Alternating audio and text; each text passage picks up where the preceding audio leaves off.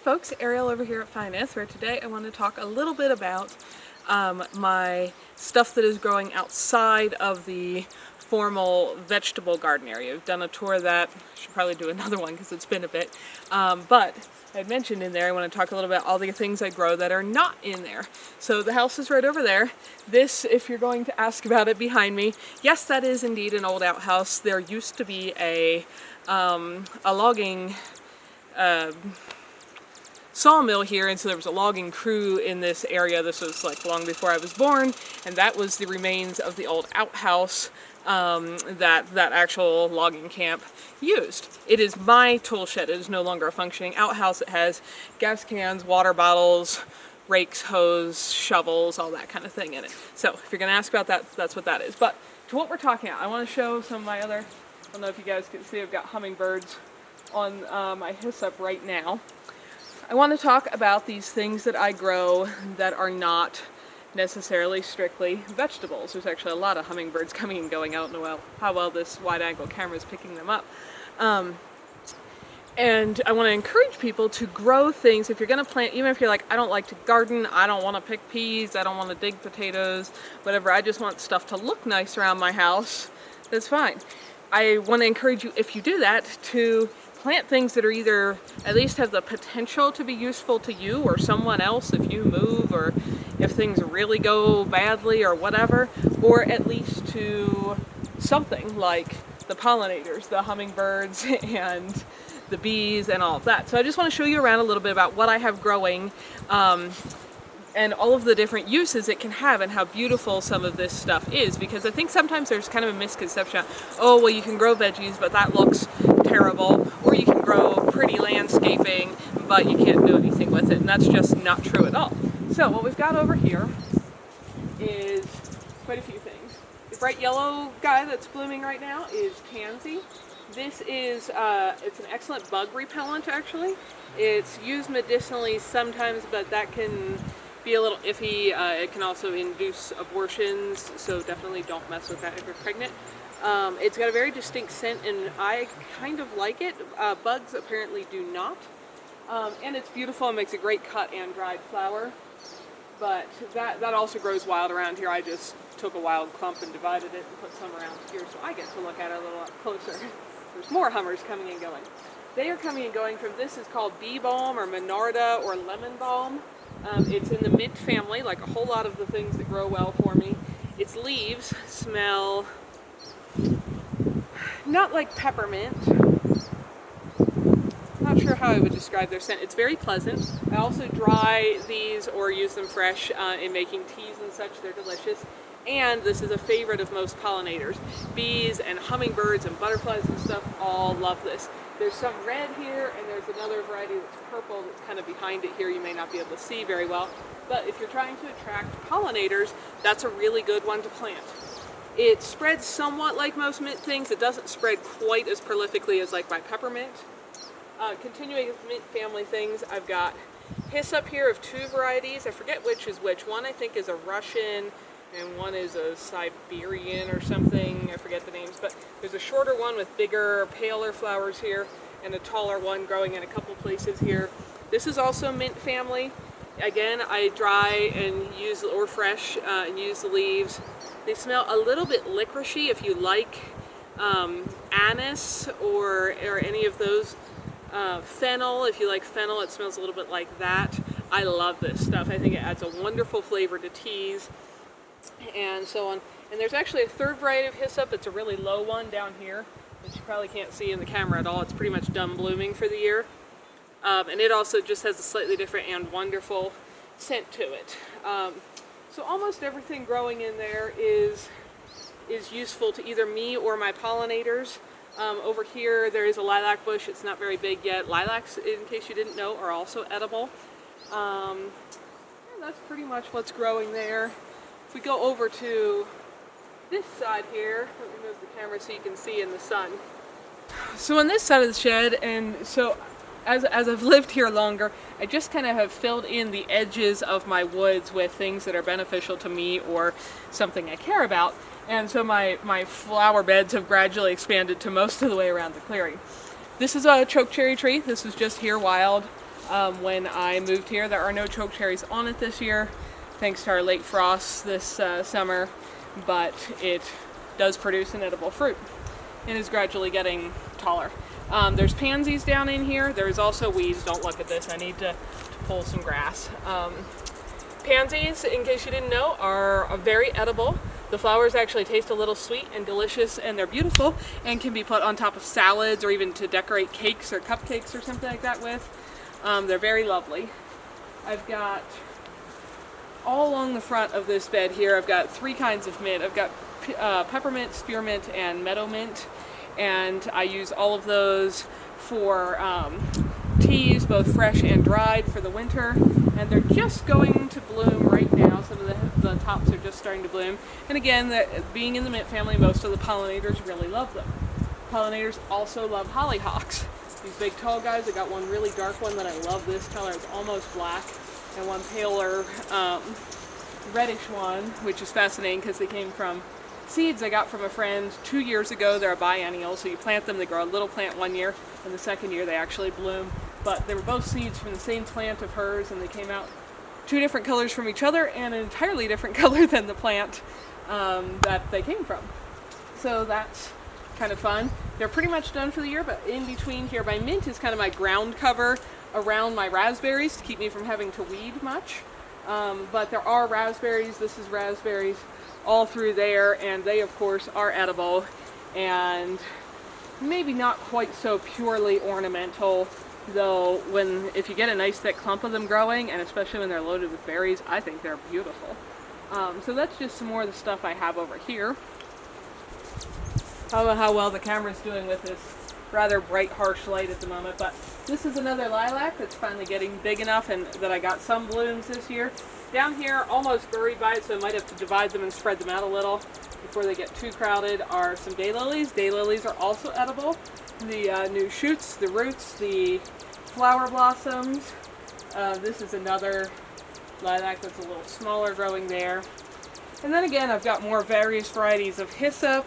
This stuff all spreads really well. Anything in the mint family in general, be sure you want it where you put it, because I don't know if my hummingbirds are courting or fighting. Make sure you put it where you want it because it does spread rather prolifically. But it's beautiful, and I love eating it, and I love letting it go to flowering and to seed, because it smells so wonderful. This plant right now is loaded with bees. I don't know how well you can see them. They love it, and my hummers also come to feed from this when they're not fighting over the feeder. We've got lamb's ear down here, which is also used medicinally, more hyssops, and occasionally I have something I don't know has a particular beneficial use. I don't buy those things, but if a friend or somebody I'm gardening for is getting rid of something or dividing something because it's gotten too big or whatever, I will bring home something that's pretty and just plant it. Like, this is something in the black-eyed Susan family. It didn't even have a name attached to it when I got it, but they're a beautiful flower. And so occasionally I do put in something, even if it's not strictly the most useful thing. But in general, I try to, especially if I'm going to spend any money buying something, I want to make sure that it has a use, either for food or medicine for me, or to support the pollinators and bugs and stuff that support the other food and medicine for me. Get a few sunspots in the camera there as the light is fading this evening. Now you can kind of see my black-eyed Susans better.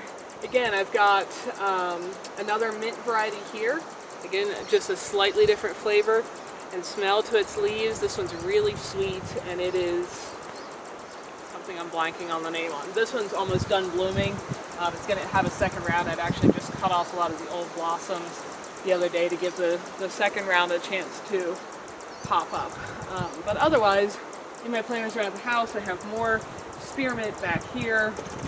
Snapdragons, they are used medicinally for a few things, but again, they're in the category of you probably want to know what you're doing with them.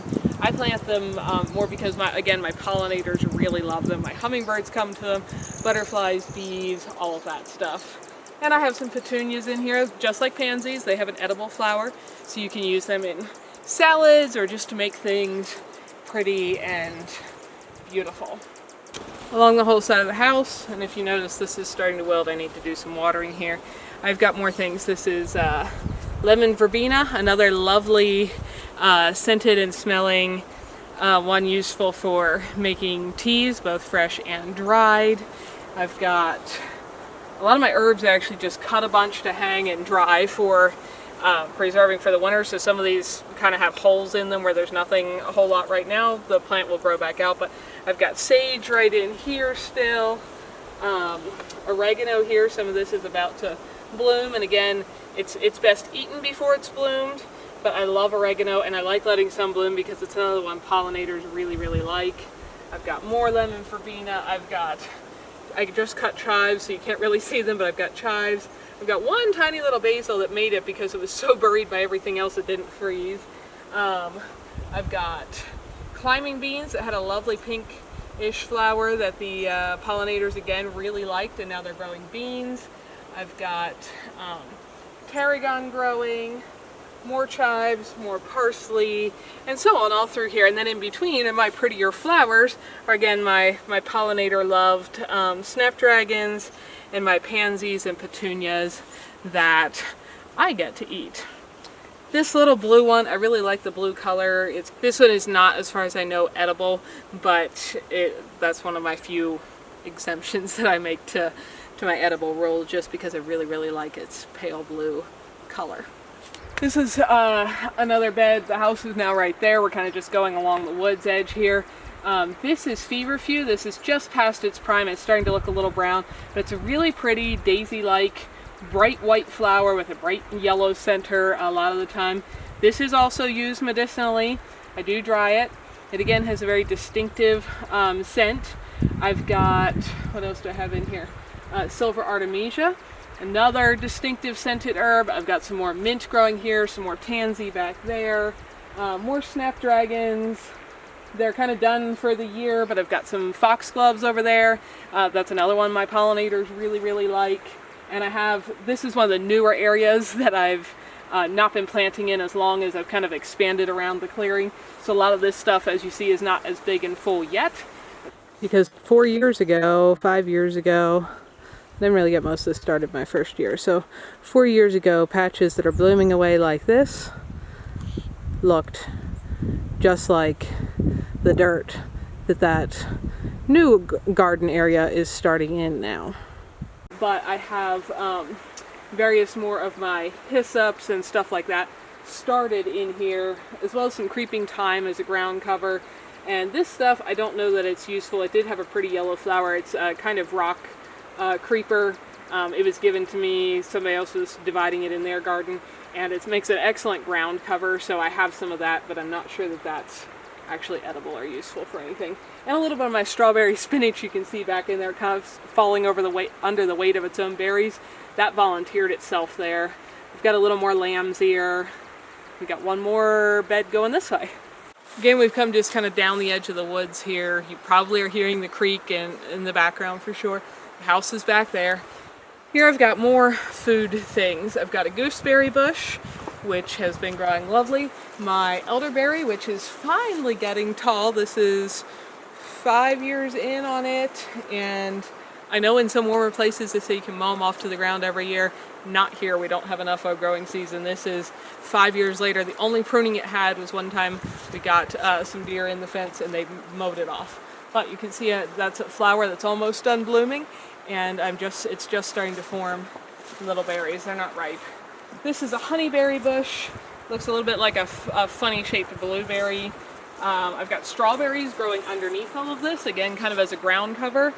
I don't really get any berries off of that strawberry patch because it's in my woods edge and the chipmunks and robins eat them all before I can. But yes, Briley, I see you'd like your stick thrown. I do.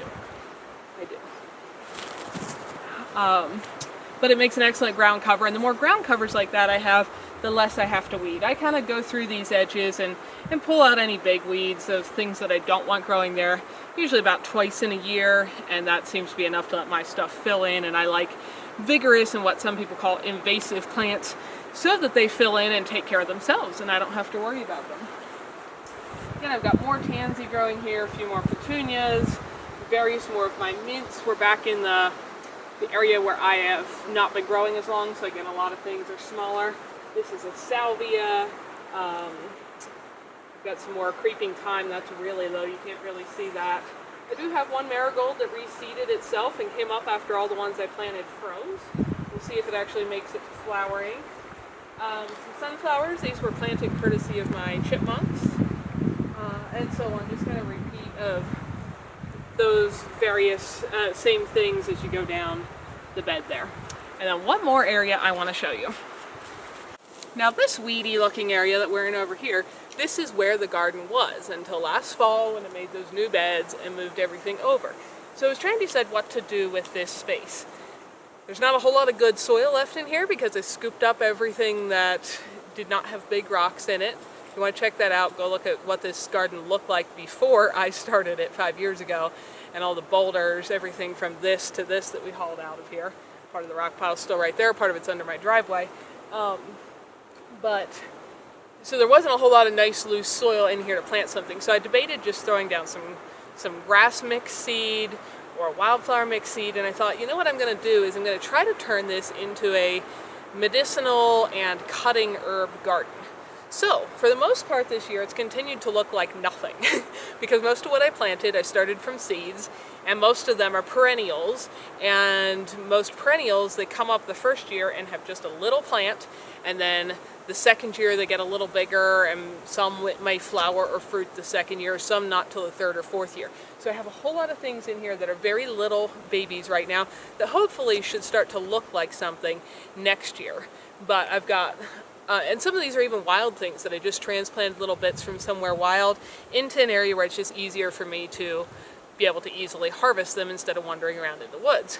So I've got, again, more tansy because it's good for preventing my bugs. The tall shoots you see everywhere, those are because chipmunks pick up sunflower seeds that the birds spill and go and plant them. Several of them are actually blooming right now. There's a few open right behind the camera. But I've planted mullein, tansy. A lot of these things, like I said, don't look like hardly anything right now, but if you look over here, and I'm going to have to get my map to remember which is which, but I actually made myself a map of what I put where because I knew a lot of this stuff wouldn't show up as something very recognizable for quite a while. But I've got borage, several kinds of echinacea, anise, sunflowers, calendula, dill, another kind of sunflowers, yellow milkweed, a lemon bee balm, safflowers, fennel, rue, horehound, valerian root, lemongrass, another kind of milkweed, perilla, lemon balm, another gold kind, toothache plant, and so on. Some of those are borderline things that may not survive in my climate. So some of them were experiments, not that much to buy a pack of seeds and see if something will grow.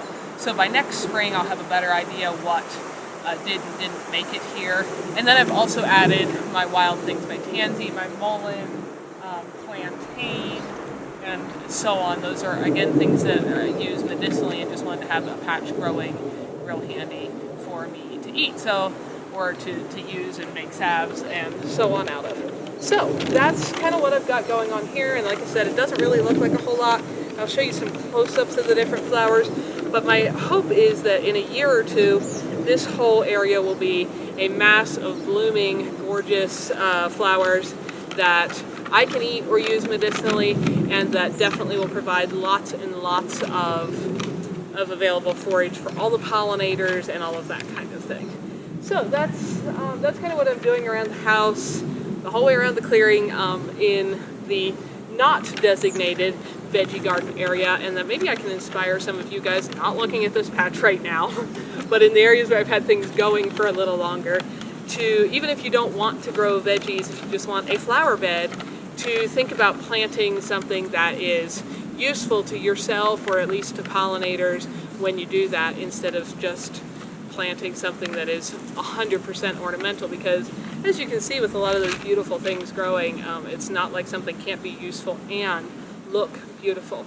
And even with, I don't have a whole lot out here because I have a lot of wild berry bushes and so on, but even with shrubs and trees, if you're going to plant trees, I mean, plant plant a mulberry bush. If you don't want the purple stains that where the birds eat the seeds and poop on things, plant white mulberries, plant persimmon trees if they grow in your area, plant a apple tree. You don't have to want to eat the apples, but then it'll grow and it'll be pretty and the wildlife can eat the apples, and if you ever decide you do want to eat the apples, then they're there. Or plant a nut tree of some kind if they grow in your area, and so on. I just like to encourage you all to think about planting, when you are going to plant something that has a use beyond just looking beautiful.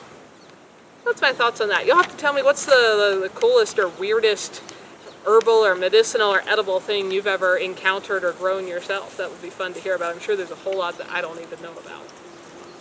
Hi folks, Ariel over here. Thanks for spending some of your valuable time watching these videos. Hopefully you found something beautiful, educational, interesting, peaceful, relaxing, or useful while you are here. If so, find more videos here, subscribe so you don't miss any updates, and if you like what you found here, feel free to like and share away so that others can benefit as well. You all have a wonderful day.